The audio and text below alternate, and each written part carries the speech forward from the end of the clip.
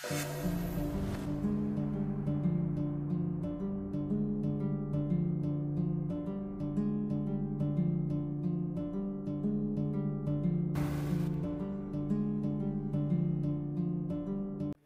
ng July 14, 2024 matapos hindi makapag-check out ang mga guests sa nakatakdang check-out nila, ay may nadiskobring housekeeping ng Grand Hyatt Erawan Hotel, isang 5-star hotel sa Bangkok, Thailand. Ito ay isang hotel na puntahan talaga ng mga turista, mga artista at mga dignitaries. Sa room 502, 6 na kataong natagpo ang patay na may edad sa pagitan ng 37 hanggang 56. Ang mga biktima ay mga American citizen at Vietnamese. Noong unang akala ng mga pulis ay may nangyaring pamamaril, ngunit ang kwarto ay nakalak mula sa loob. Walang sinyalis ng pakikibaka at walang sugat ang mga biktima. Ang kanilang mga bagahe ay nakahilera na rin malapit sa may pintuan. Kaya nagdulot yon ng malaking katanungan kung ano nga bang totoong nangyari sa room 502. Tumawag ng pulis sa mga staff ng hotel, kaya mga police officers kasama na doon ang commander ng Investigation Division of the Metropolitan na si Tirada Tamasuti ay dumating sa hotel kinabukasan bandang 5:30 ng hapon.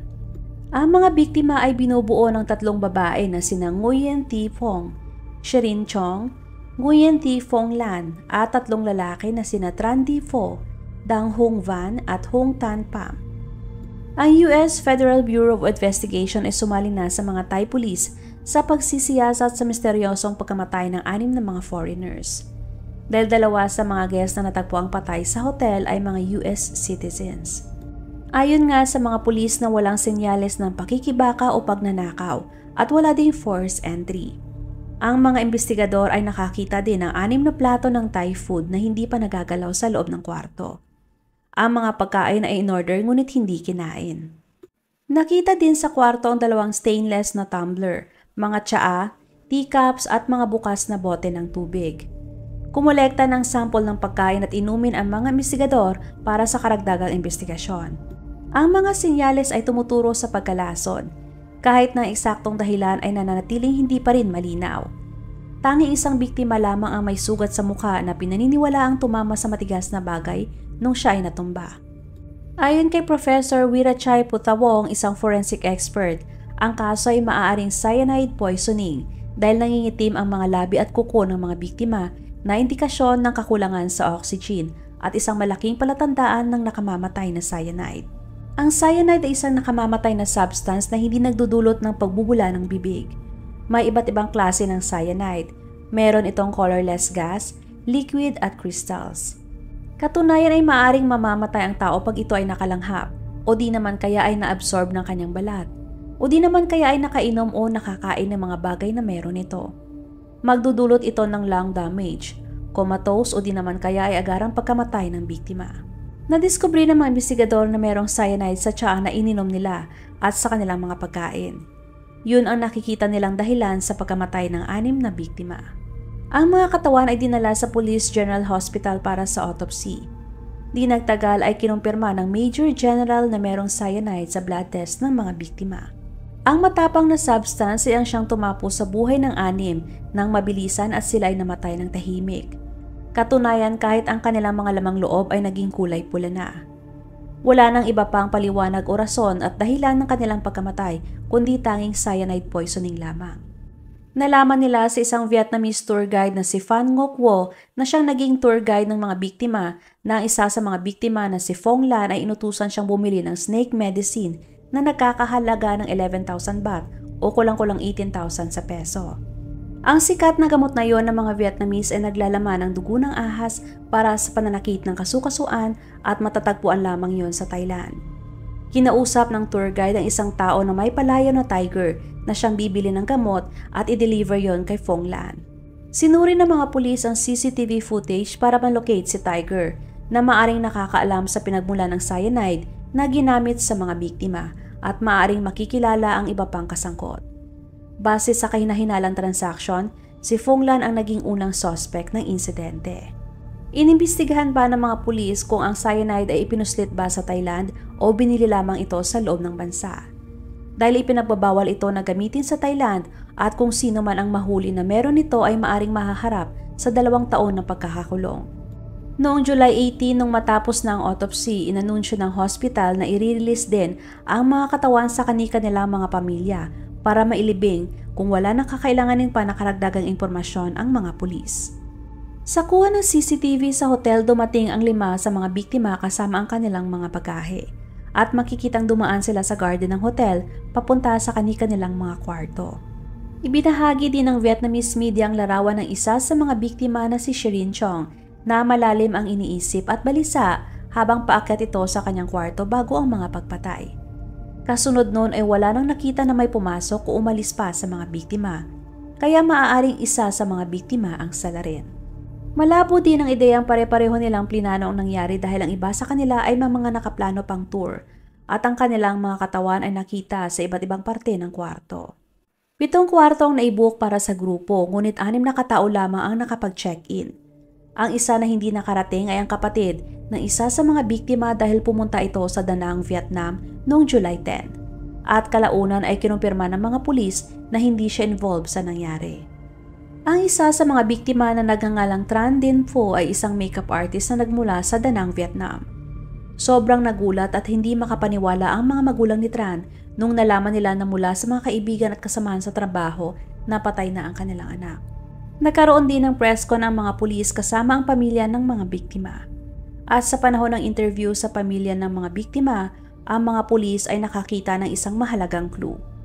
Ang mga interview na ito ay nagbigay ng kritikal na detalye na nagpapakita na ang mga pagpatay ay maaring konektado sa alinman sa isang negosyo o personal na away sa pagitan ng mga namatay. Si Shireen Ong at ang iba pa ay dati na nagdemandahan sa isa't isa dahil sa isang pagtatalo sa isang investment sa Japan, kaya naging person of interest si Shireen. Naniniwala ang mga pulis na ang motibo sa pagpatay ay maaring konektado sa hindi pagbalik o pagbayad ng mga investment. Kabilang sa mga gamit ni Shireen ay ang mga dokumento na may kinalaman sa land litigation case noong 2022 at ang nakatagong cyanide sa kanyang maleta. May 2 metal tumbler din na natagpuan sa kanang bahagi ng dining table sa loob ng kwarto na hindi nagmula sa hotel. Hinala ng mga pulis na maring dinala ni Shireen ang cyanide upang ipainom sa lahat ng mga nakaalita niya sa pera at pagkatapos ay iinom din siya. Nagtulungan ang mga Thai police, US Security at FBI para alamin ang nakaraan ni Shireen at ang gusot nito sa pera. Si Shireen ay 56 years old at may hawak ng kaparehong Vietnamese at US passport. 5 beses na din itong nakapunta sa Thailand dati. Isinuwalat ng pamilya ng namatay na makeup artist na si Shireen ay espesyal na kliyente ni Tran na nagbabayad sa kanya ng $5,000 bawat biyahe nila para sa kanyang serbisyo. Si Tran ay kilala sa larangan ng pagme-makeup at halos 20 years na ito sa beauty industry kung saan siya ay nagiging makeup artist ng mga artista, mga singer at beauty queens. Halos 1 taon ding nagtrabaho si Tran kay Shireen at madalas silang pumupunta sa Thailand at Hong Kong. Pakilala ni Shireen na siya ay asawa ng isang bilyonaryo sa Dubai at kilala siya sa pagiging mataas ang standards. Ngunit ang nakaraan ni Shireen ay puno pala ng kontrobersiya. Sinabi niya na siya ay nakatira sa Oakland, California at mahigit 1 dekada nang nakakalipas, nahaharap siya sa mga akusasyon ng pandaraya sa US. Ang mga Vietnamese residents sa San Francisco ay nagreklamo din na pinangakuan sila ni Shireen na makakakuha sila ng US citizenship kapalit ng pera, ngunit nilinlang niya sila. Ngunit ang kaso ay kalaunan na ibinaba ng mga taga-usig ng US. At bago siya mamatay, nasangkot si Shireen sa isang pagtatalo sa utang sa 2 babae at 3 lalaki sa mahigit $278,000. Ang lahat ng mga biktima ay niloko na mag-invest sa isang hospital project sa Japan. Sila ay nagbigay ng napakalaking pera sa proyekto ni Shireen. Ang mag-asawa na namatay na sina Thi Nguyen at Hong Pham Tan ay nagmamay-ari ng road construction business at namuhunan din ng kanilang pera. Ang proyekto ni Shireen ay hindi natapos at nagresulta ng malaking pagkalugi sa pera ng mga biktima. Lalo pa at wala nang kakayanan pa si Shireen na maibalik pa sa kanilang pera. Dahil naghihinala na ang mag-asawa na sila ay niloko, kaya nag-file na sila ng kaso laban kay Shireen para maibalik sa kanila ang kanilang pera. Ang mga investors ay nakatakda sanang magkikita-kita sa korte sa Japan sa loob ng 2 linggo, ngunit sa halip ay nagdesisyon na lamang sila na makipagkita sa Bangkok. Noong July 14, dumating si Shireen sa Bangkok kasama isang Vietnamese-American na lalaki. Samantalang ibang mag-asawang Vietnamese naman ay hiwalay na dumating. Ang nasabing pagkikita sana ay para mapag-usapan kung paano nila masettle ang problema. Isang kaibigan ni Tran ang nagsabi na pumunta ito sa Bangkok noong July 10 para magtrabaho kay Shireen. Sinabi niya sa kanyang mga magulang na pupunta siya sa Thailand para sa 3 araw na trabaho mula July 12 hanggang 15. Nag-check-in ang grupo ng magkahiwalay at sila ay naatasan ng 5 kwarto. 4 na kwarto sa 7th floor at ang isa naman ay sa 5th floor. Si Shireen ay nasa 5th floor at nasa room number 502. Ramdam na ramdam ang tensyon kay Shireen. Noong July 15 matapos ang paunang meeting nila ay nabigo silang ayusin ang kanilang problema. Si Dang Hong Van ay umorder ng 6 na tasa ng tsaa, si Tran naman ay umorder ng 6 na fried rice mula sa kanilang kwarto. Sila ay nag-request na ang tsaa at ang pagkain na i-deliver sa room 502 ng alas 2 ng hapon at si Shireen ay mag-isa sa kwarto ng mga oras na yon.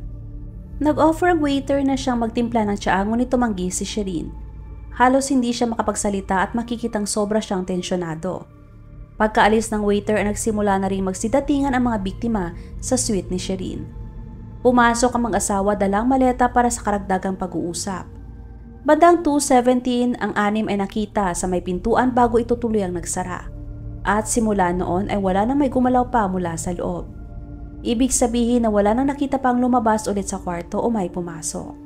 Ayon sa investigasyon ng kasong ito, ang lahat ng ito ay plinano ni Shireen. Ang cyanide ay inihalo sa tsaa na pinaghihinalaang siya mismo ang nagtimpla. Ang tibag ay sobrang itim na hindi pangkaraniwan sa mga normal na tsaa. Nagpapakita na ito ay hinaluan ng napakaraming cyanide. Pagsapit ng gabi ng July 16, nagtaka ang mga staff ng hotel dahil wala ni isa sa grupo ang nag-check out. Sila ay nakaschedule na mag-check out sana nung araw na yon at ang lahat ng kanilang mga bagahe ay nakaayos na at handa na silang umalis. At wala ni isa sa mga biktima ang nakapagbayad ng kanilang hotel. Dahil sila ay patay na pala sa loob ng 12 hours hanggang 24 hours. Napakabago pala ng kasong ito kaya ongoing pa ang investigasyon. At pinagtagpi-tagpi pa ng mga investigador ang mga nangyari bagong huling sandali ng mga biktima. Gusto din ng mga pulis na marisolba na ang kaso sa lalong madaling panahon. Sa ngayon ang malinaw pa lang na si Shireen ang nagplano ng lahat at ang 5 ay puro mga biktima ng kanyang madilim na plano. Wala na rin nakikitang iba pang sospek ang mga pulis dahil ang suite 502 ay nakalak sa loob at wala nang may pumasok na ibang tao. Gusto ng mga pulis na mapadaling marisolba ang kaso dahil makakaapekto ito sa bansa. Kaya ang Prime Minister nag-order na din sa lahat ng ehensya ng Thai government ng agarang aksyon upang maiwasan ang epekto nito sa tourism. Lalo pa at nangyari ang pagpatay sa isang kilalang 5-star hotel. Sa ngayon ay nanatili pa rin katanungan kung bakit nagdesisyon si Shireen na gawin ang madilim na plano at dinamay pang makeup artist na wala namang kinalaman sa awayan nila sa pera ng mga investors. Dahil lamang sa pera ilang buhay ang nawala at may nadamay pa na inosente. Huwag magatubiling ibahagi inyong mga saloobin at komento. And please huwag kalimutang mag-like and subscribe sa aking channel kung hindi mo pa nagagawa. Magkita-kita tayo ulit sa aking susunod na video. Maraming salamat!